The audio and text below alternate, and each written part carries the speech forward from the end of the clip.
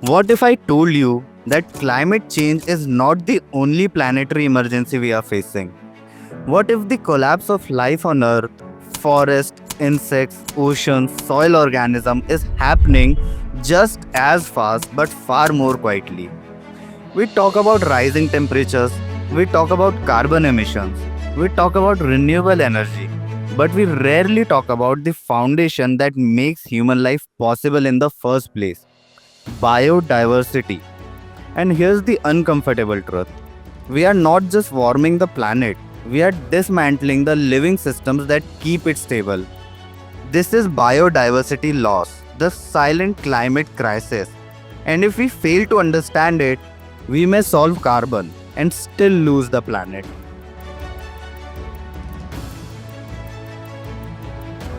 When people hear biodiversity, they often think of wildlife documentaries, tigers, whales, rainforest.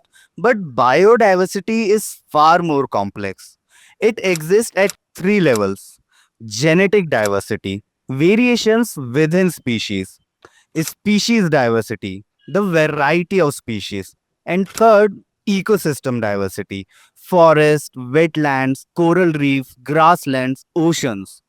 It is not just about how many species exist, it is about how they interact. Every ecosystem is a network: pollinators, predators, decomposers, fungi, bacteria, plants, all interconnected in delicate balance.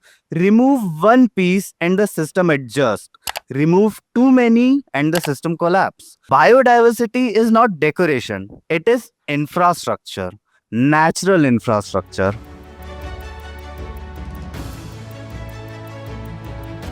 According to the IPBES global assessment, around 1 million species are at risk of extinction. Wildlife population have declined by nearly 70% since 1970.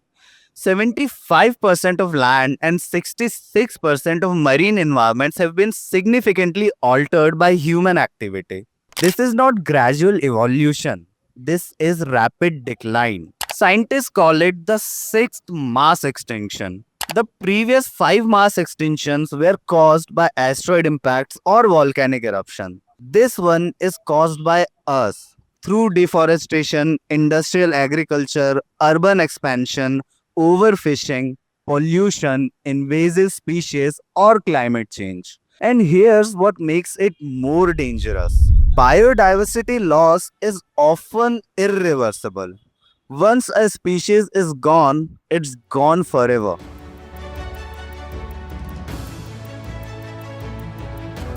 Most people see biodiversity and climate change as separate issues. They are not. They are deeply interconnected.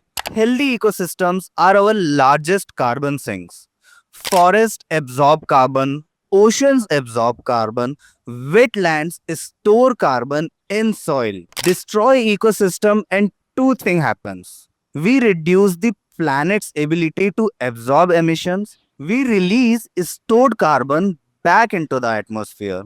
For example, deforestation accounts for nearly 10 to 15% of global emissions. Peatland destruction releases massive carbon reserves.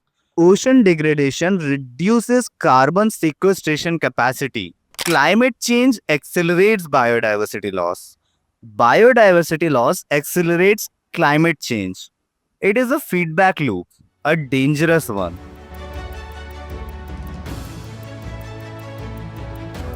Here's where this becomes uncomfortable.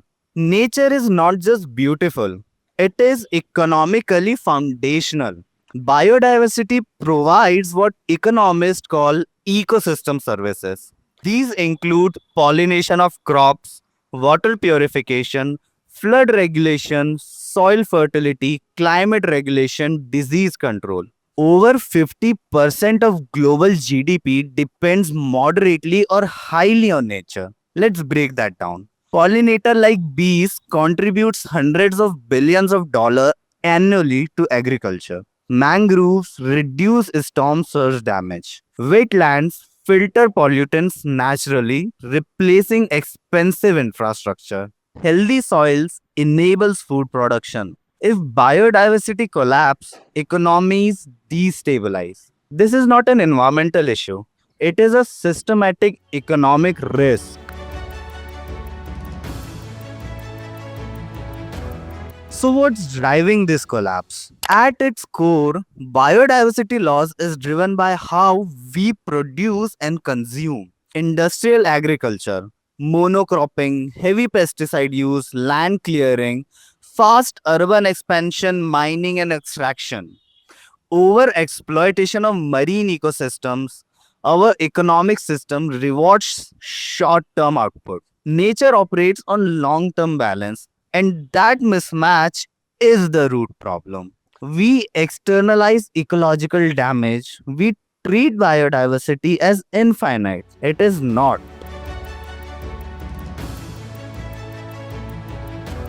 One of the most concerning aspects is ecological tipping points.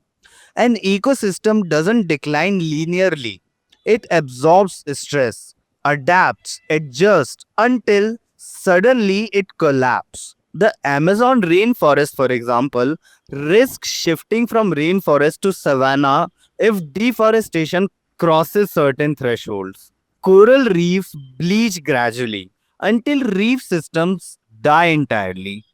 These shifts are not easily reversible, and once crossed, they reshape climate patterns, rainfall cycles, and global stability. We may be closer to multiple tipping points than we realize.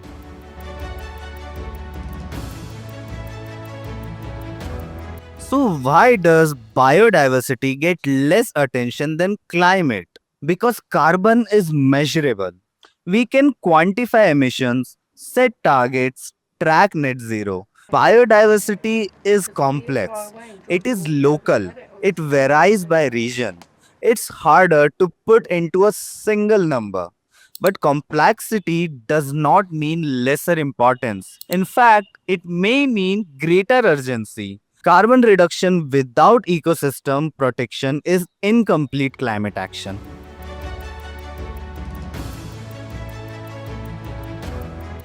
Solving biodiversity loss requires systematic shifts, protecting and restoring ecosystem, shifting to regenerative agriculture, reducing deforestation supply chains, integrating biodiversity into corporate reporting, valuing natural capital in economic decisions. Businesses must move beyond carbon accounting.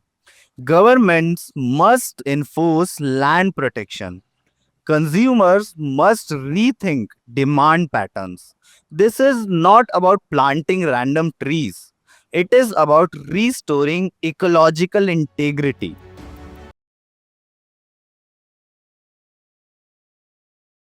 Climate change is visible.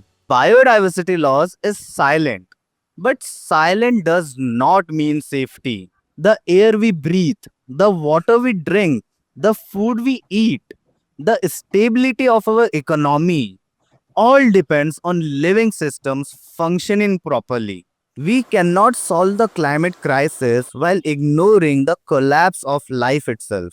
Because in the end, a stable climate requires a living planet. And right now, that living planet is under threat. If we want a future that works, we must protect not just the atmosphere, but the web of life that sustains it.